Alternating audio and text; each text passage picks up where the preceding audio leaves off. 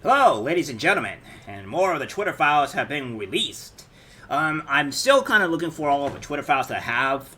That seems to be with something about with I may believe via Jade, but I think we went over that. I'm gonna double check to make sure, and if not today, definitely tomorrow. I'll be able to produce all of that. Today is a little bit hectic, so I'm trying to get at least 2 videos out today, so that way you guys can get the most of the content.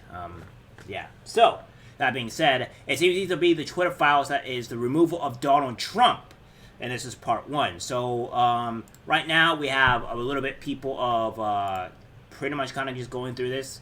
This is kind of like a part 3 and part 4. So this guy will be going over it, and we'll see how this goes. All right. Let's go directly into it. Twitter Files Part 4. The removal of Donald Trump January 7th. As the pressure builds, Twitter executives build the case for a permanent ban.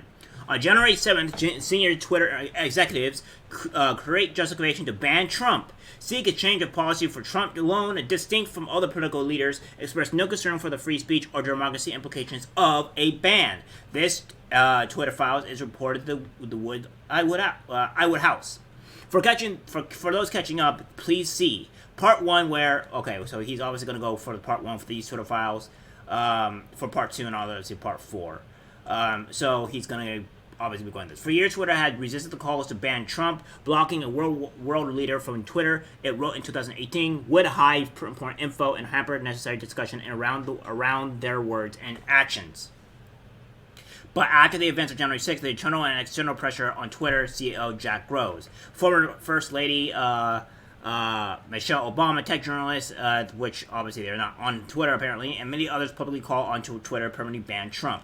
Dorsey was on vacation in French Polynesia the week of January 4th, 2021. He phoned into meetings but also delegated much of the hard handling of the senior execs. Twitter's global head of trust and safety, and Via head of legal and policy and trusts.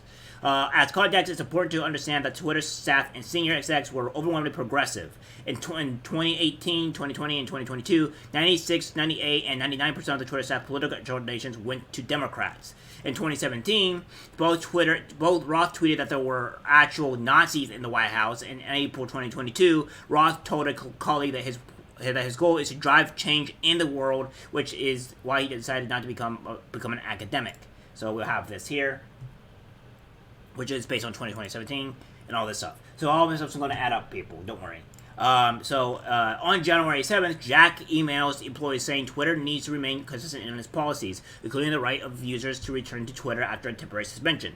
After Roth reassures an employee that people who care about this aren't happy who we are. So, this will be obviously blown up for reasons.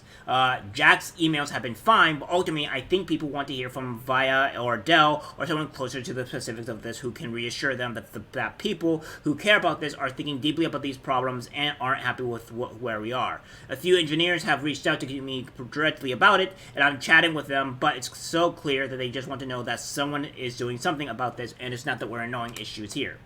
These are blanked. I wish these weren't these names or whatever, and faces were redacted, by the way, because I want these people fully out here to know. I think there's an opportunity to help people understand that while it seems obvious and simple that we should permaban his personal account, we can't afford to take that immediate action without first playing the movie out and anticipating all the other things that can happen, and then figure out the plans for those possible scenarios, e.g. If we suspend the personal account and he posts the same thing on the official government account, do we suspend that too? People can be forgiven for not thinking beyond the thing that's immediately in front of them, but Jack, Vidya, Dell, and don't have the luxury of just pulling the trigger without thinking things through. We tell them repeatedly that people are on it and people are working on it, and they're scratching their heads wondering how can it be to decide if this is a single account and is in violation. Around 11:30 p.m. PT, Roth DMs his colleagues with news that he is excited to share. Guess what? He writes, Jack just approved a repeat offender for civic integrity. The new approach would create a system where 5 violation strikes would result in permanent suspension. So we see all this here. This is not really anything different, guys, so I'm not really going to post too much of this because this in particular is pretty much the same thing that he was already said. Progress exclaims a member of the Roth Trust and Safety Team. The exchange between Roth and his colleagues make clear that they had been pushing Jack, for greater restrictions on the speech Twitter allows around elections. The colleague wants to know if the decision means Trump can finally be banned. The person asks, does the incitement to violence aspect change that calculus? Roth says it doesn't. Trump continues just have this one strike remaining. Progress. Does this affect our approach to Trump, who I think that we publicly said that one remaining strike, or does the incitement to violence aspect change that calculus? The Trump continues to have his one strike. This for everything else. So he's gone on to say with that. Roth's colleague's query about incitement to violence heavily foreshadows that what will happen the following day. On January 8th, Twitter announces a permanent ban on Trump due to the risk of further incitement to violence. So we have this here. On January 8th, Twitter says its ban is based on specifically how Trump's tweets are being received and interpreted. But in 2019, Twitter said it did not attempt to determine all potential interpretation of the content or its intent. So we have here, after a close review of recent tweets from the real Donald Trump account and the context around them, specifically how they are being received and interpreted on and off Twitter, we have permanently suspended the account due to the risk of further incitement of violence. We focus on the language of reported tweets and do not attempt to determine all potential interpretations of the content or its intent. The only serious concern we found expressed within Twitter over the explications for free speech, democracy of banning Trump, came from a junior person in the organization. It was tucked away in a lower level Slack channel known as Site Integrity Auto. Oops, gonna put that way. This might be an unpopular opinion, but one-off ad hoc decisions like this that don't appear rooted in policy or, in my honest opinion, a slippery slope and reflect on a totally equally territorial problem. This now appears to be a fiat by an online platform CEO with a global presence that can gatekeep speech for the entire world, which seems unsustainable, which I would 100% agree with that. This might be an unpopular opinion that one-off ad hoc decisions like this that don't appear rooted in policy or, in my honest opinion, a slippery slope. This now appears to be a fiat by an online platform CEO with a global presence that can gatekeep for the entire world, which he's already said that. The Twitter employees use the term one-off frequently in their Slack discussions, as frequent use reveals significant employee discretion over when and whether to apply warning labels on tweet and strikes on users. Here are typical examples. Could I bounce with a strike? I don't see any scenario where we decide not to bounce here. Just want to check if there are any concerns. Otherwise, I can bounce under RTP and close this one before I go. FYI, for your information, account for review. We are trying to understand the one-off decision here. A few. So it goes on to Friday, November. Some of these are redacted. Don't know why. I kind of really don't like it. These are redacted again. I hate redactions for most of it. We welcome Twitter files from that according to Twitter staff, we control visibility quite a bit. So yeah, we all know about that. Twitter employees recognize the difference between their own politics and Twitter's terms of service, TOS. They also engage in complex interpretations of content in order to stamp out prohibited tweets, as a series of exchange over the Stop the Steal hashtag review. Roth immediately DMs a colleague to ask that they add Stop the Steal and QAnon conspiracy turn Kraken to a blacklist of terms to be de-amplified. Roth's colleague objects that blacklisting Stop the Steal risks de-amplifying counterspeak that validates the election. He goes on to say, no, there's a lot going on. Any objections to adding Stop the Steal and Kraken to the CHAQ terms list if they aren't there already. The daylight separating Q and the Stop the Steal stuff now is effectively zero. Kraken for sure is not, if not already there. I'm too worried about the risk of de-amplifying counter-speech with Stop the Steal. Indeed, notes Roth's colleague, a quick search of Stop the Steal tweets and their counter speech, but they quickly come up with a solution and de-amplify accounts with Stop the Steal in the name profile, since those are not affiliated with counter speech. Yeah, just a quick search top of the Steal tweets and their counter speech, blah blah blah blah blah. We all heard that. It's also coming on profiles. Actually, can we de-amplify accounts with Stop the Steal in the name profile? Those are affiliated with counter speech. But it turns out that even blacklisting Kraken is less straightforward than they thought. That's because Kraken, in addition to being a QAnon conspiracy theory based on the mythical Norwegian sea monster, is also the name of a cryptocurrency exchange and thus allowed listed. Also, I think adding Kraken to the various bots may have broken something. Oh, guys, I removed Kraken the other day for your information. It did break something. There's an app called Kraken app or something. If we allow that no concerns about putting it back, but want to see if there are other FPs. The brand Kraken account is also Crystal Exchange. So, we have evidence here.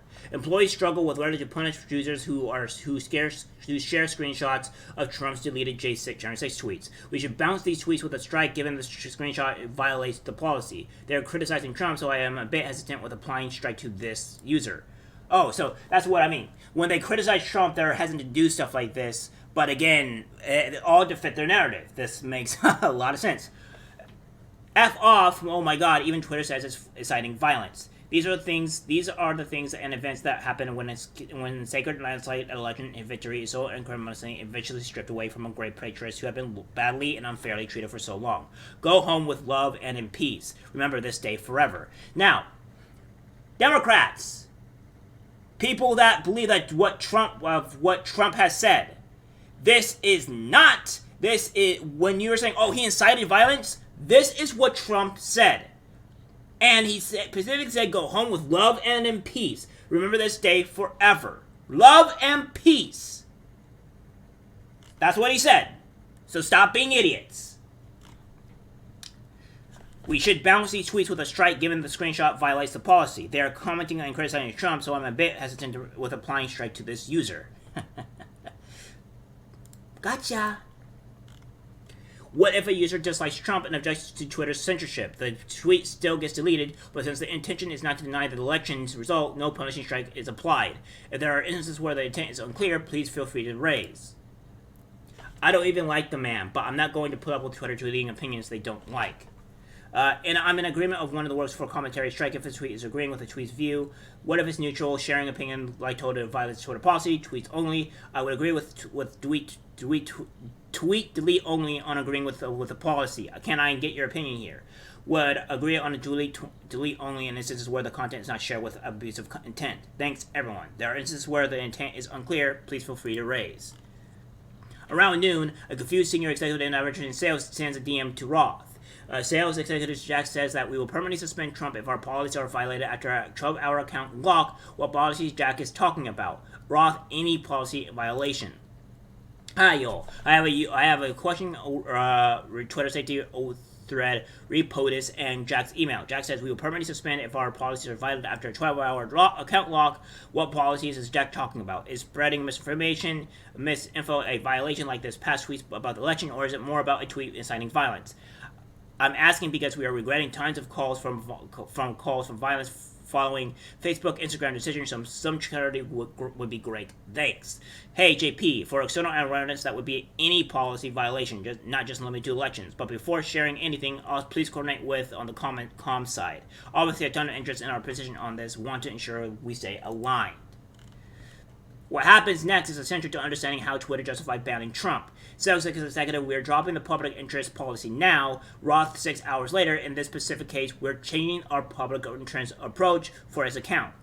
It goes on to say here, thanks, y'all. We'll connect with WComms for sure. One last question. In the past, we've accepted policy violation from a world leader due to public interest value. Are we dropping the public interest now? And any new violation could be a trigger for me to understand. Again, we'll check with comms right or what we can and cannot share publicly. Apologies for the slow reply. I've been back to back all day today. In this specific case, we're changing our public interest approach from this account to say any violation would result in a suspension.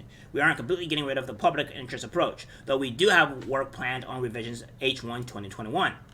The ad exec is referring to Twitter's policy of public interest exceptions, which allows the content of elected officials, even if it violates Twitter rules, if it directly contributes to understanding or discussion of a matter of public concern. At present, we will limit exception to one political type of public interest content, tweets from elected government and government officials, given the significant public interest in knowing and being able to discuss their actions and statements.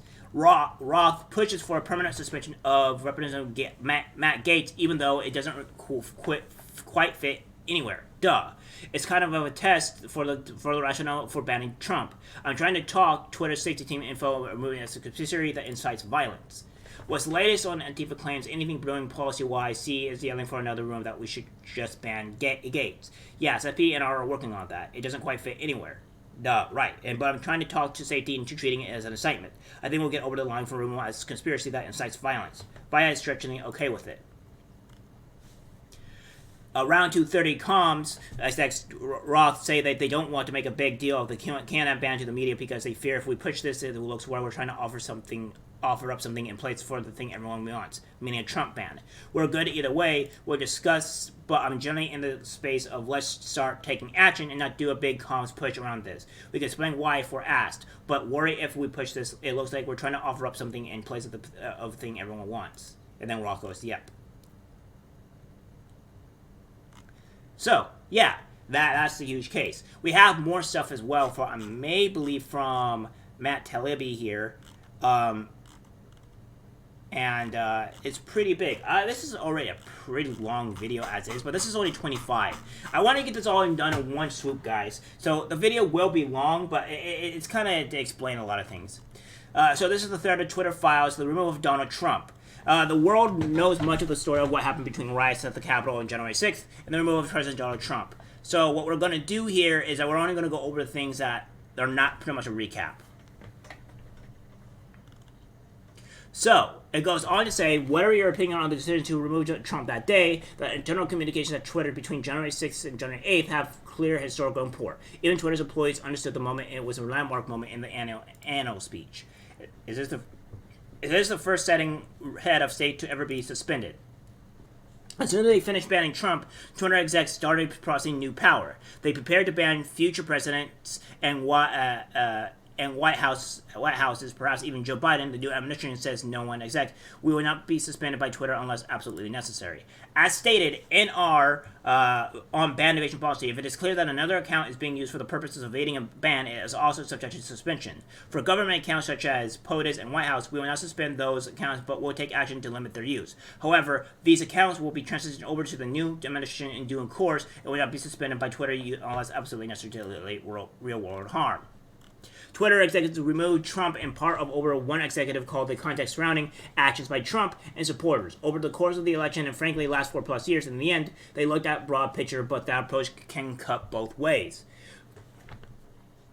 So, goes on to say, hi, Via, I'm working on my team to put together a doc share with you with a POV from research, our academics with whom we have been working on, etc. On DHE's language as coded assignment to further violence. In the meantime, here's our quick take. The decision on whether to pull that particular tweet or use that at last straw for Trump depends on many factors, including the overall context and narrative in which that tweet lives. We are currently analyzing tweets and consider them at a tweet-by-tweet basis, which does not appropriately take into account the context surrounding. You can use the yelling fire into a crowded theater example. Context matters, and the narrative that Trump and his friends have pursued over the course of his election, and frankly, last 4+ years, must be taken into account when interpreting and analyzing that tweet. The larger question is around our moral imperative and decision as a company, which user sentiment should not drive based on number one. And I believe that his tweet does violate our rules when taking the historical context plus current climate into context. The bulk of the internal debate leading to Trump's ban took place in those 3 January days. However, the intellectual framework was laid in the months preceding the Capitol riots. Before January 6th, Twitter was a unique mix of automated rules-based enforcement and more restrictive moderation by senior executives. As Burweiss reported, the firm had a vast array of tools of manipulating visibility, most of which were thrown at Trump and others pre-January 6th. As the election approached, senior executives, perhaps under pressure from federal agencies with whom they met more as time progressed, increasingly struggled with rules and began to speak of VOs as pretext to do what they likely have done anyway.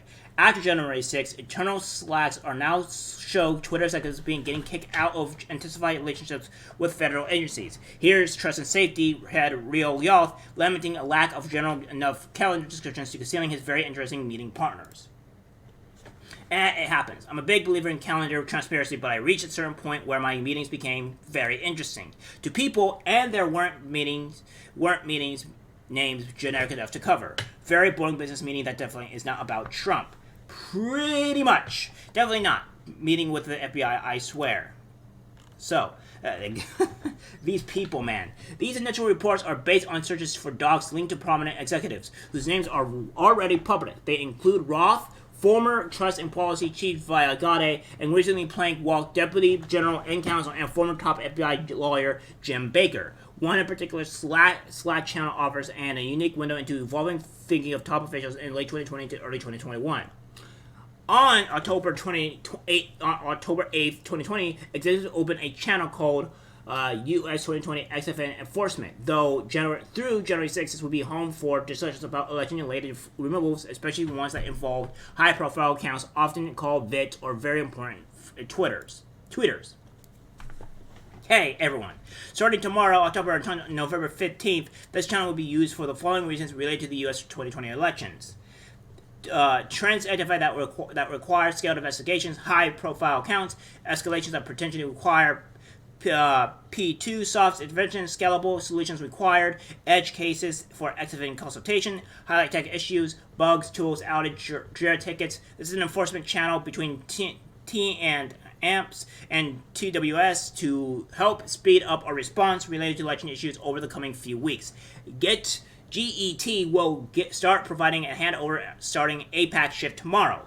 Friday, October 9th, using the following template, handover, next shift, blah, blah, blah, all these open calculations. Sure, everyone on your team is within the channel. The teams that we included are as follows: Site Integrity, Safety Policy, Product Trust, Safety Operations, Media Ops, Global Escalation Team. If you have any questions or concerns, let me know.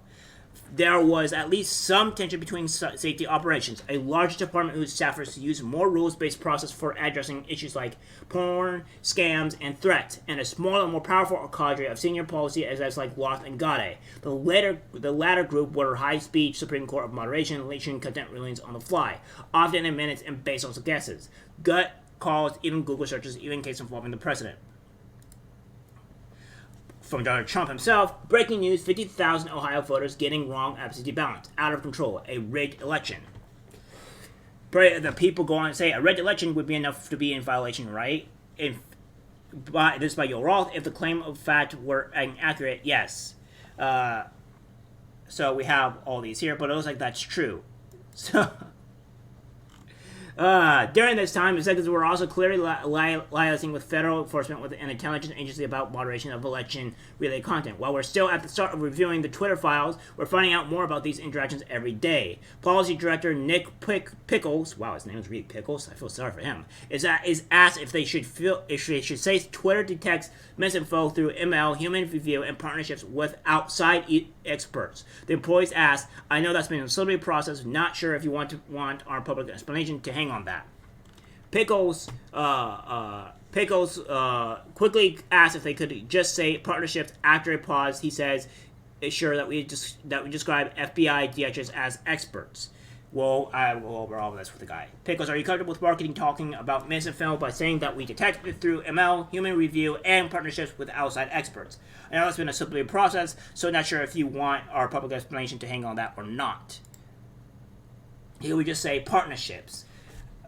E.g., we're not sure we describe the FBI, DHS as experts, or some NGOs that are academic. Now, obviously, guys, I'm kind of repeating myself a little bit with some of these. But the thing is that I want you guys to kind of see exactly what they're saying, because they're literally saying this. And obviously, me kind of repeating this is a bit annoying, but it goes into further context onto what's really going on at Twitter. You guys need to know everything, every last one of you, especially the people that are not particularly on our side, because they're the ones that need to be fixed. Not us necessarily, because we kind of knew about this already, and we had proof that this is just more obvious information coming out. This post about the Hunter Biden laptop situation shows that Roth not only met weekly with the FBI and DHS, but with the Office of the Director of National Intelligence. Yola has checked in. Here's what they said. What's new for you since our last check-in? Hacked materials exploded. We blocked the NYPD story, then we unblocked it, but said the opposite. Then said we unblocked it, and now we're in a messy situation where our policy is in shambles. Comms is angry, reporters think we're idiots, which you are, and we're refactoring an exceedingly complex policy 18 days out from our election. In short, FML, which means fuck my life. Weekly sync with FBI, DHS, and DNI re-election security. The meeting happened about 15 minutes after the aforementioned hacked materials implosion. The government declined to share anything useful when asked. Monthly meeting with FBI, FITF briefed on several ongoing investigations. Ross report to, as we've seen this, As well, some of Ross' later slacks indicate that his weekly confabs with federal law enforcement involves separate meetings. Here, he goes to FBI and DHS respectively to go first on Aspen Institute thing and then take a call with Apple. Hey there, I have to miss the FBI and GH meetings. Today, unfortunately, I saw you're on the invites of both as our site policy. Can you give me a quick read about if there's anything interesting that comes up? Sure thing, from Mr. Patrick Collin, and I hope that everything's okay. Yeah, just conflicts at both times. And Aspen Institute think this morning on a vaccine that I have to present at, and then a call with Apple to avoid us getting kicked out of the App Store during DHS 1. Those both seem very important, indeed. Here, the FBI sends reports about a pair of tweets, the second of which involves a former Tippecanoe County, Indiana councilor and Republican named John Bachman claiming between 2 and 25% of ballots by mail are being rejected for errors. So we have this here. Related to shredding of mail ballots, this is proven to be false. Via this, I believe there was no deemed veto on numerous occasions. The FBI's second report concerning this tweet by John Basham are in complete and panic as their massive push for vote by mail is backfiring on them. Two things are unfolding. So they also have that thing as well. The FBI flagged tweet then got circulated in the enforcement Slack. Twitter cited the fact to say the first story was proven to be false, then noted the second was already deemed non-veto on numerous occasions. The group then decides to apply a learn on how voting is safe and secure label because one commenter says it's totally normal to have a 2% error rate. Roth then gives the final go ahead to process initiated by the FBI. And I think we can use the email and voting label for this one as is. And it goes on to say, examining the entire election enforcement Slack, we didn't see one in reference to moderation requests from the Trump campaign, the Trump White House, or Republican generally. We looked. They may exist. We were told today. However, they were absent here. So, that being said, that's all the information, guys, that's been going on between Donald Trump and Twitter. A lot of crazy stuff. So, I mean, it seems like a lot of this stuff is crazy, and more is going to come. I promise you, I'm pretty sure more is going to come, because I think Fauci is up next, and I can't wait to see that one. Alright guys, that's it for the video. Like, subscribe, share, and as always, take care.